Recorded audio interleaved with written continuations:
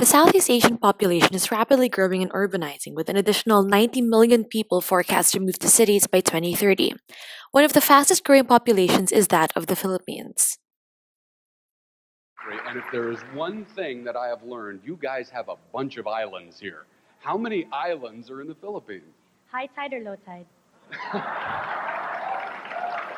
The Philippines, being an archipelagic country, is highly vulnerable to the impacts of climate change. The Philippine Atmospheric, Geophysical, and Astronomical Services Administration projects a rise in the country's mean annual temperatures by about zero point 0.9 to 1.4 degrees Celsius by 2020. The Philippines is also expected to experience the dry season from March to May becoming drier, and the wet season from July to November becoming wetter. A more active and stronger southwest monsoon, brought about by climate change, will also result in deadlier typhoons for the country. In recent years, the Philippines has invested in several sustainability efforts. The ultimate goal of these efforts is to build low carbon, livable cities as well as to address the aforementioned local risks brought about by climate change. In the capital, Metro Manila, three cities stand out for their sustainable practices, competing as finalists in WWF's 2018 One Planet City Challenge.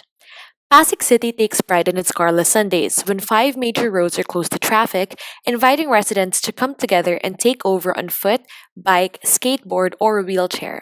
This effectively reduces the city's carbon emissions and encourages people to get outdoors and active. The city of Pasig is also expanding its pedestrian and cycling pathways to make non motorized travel popular every day of the week.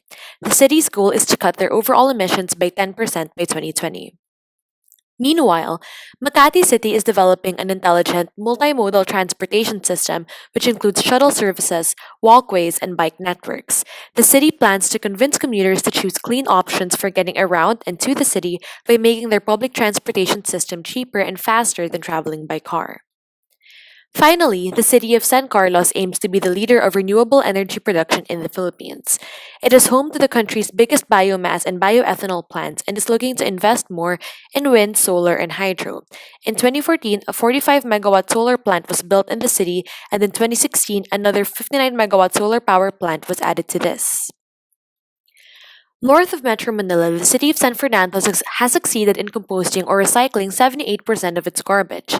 It achieved this by completely rethinking its waste management scheme. Only 13% of its garbage used to be composted or recycled, back when it was reliant on garbage trucks to collect waste house to house. This system was expensive, especially when considering traffic and high population densities, and it was only able to service half the city. Thus, instead of sending trash trucks, San Fernando sent its people to collect the trash. In the city, the poor make a living by picking through trash for recyclables. San Fernando made them civil servants by hiring them to collect food scraps and pre-sorted recyclables from every house daily and bring it to one of 35 waste warehouses through San Fernando. Garbage trucks would then collect from these hubs. The system was more efficient and thus cheaper. It cost 80% less than relying on garbage trucks and dramatically reduced the litter and pollution in the city. San Fernando ultimately aims to hit a target of 93% of its garbage recycled or composted. This new system was able to give waste workers better pay and a more dignified job while saving the city money and covering more area. However, the most ambitious project of the Philippines is its new Clark City, what will be the nation's first smart, green, and disaster resilient city. Covering an area of about 9,450 hectares in the Clark Economic Zone, the city, in addition to building a green and lush new metropolis, will also decongest the capital of Metro Manila, allowing the metro to more effectively implement sustainability efforts of its own. New Clark City is aimed to be built by 2022. Known details include the investment in smart grid solutions to provide efficient and clean power, as well as a partnership with two major solar power providers to supply a total of 200 megawatts of solar energy to the city. In addition to this, only a third of its area will be developed, reserving the remaining two-thirds for agriculture and forest cover. Every day, more alternatives and projects are popping up that help cities live sustainably and help humans treat our world better. Step by step, there is always something we can do, and if we all do what we can, this world may stand a chance.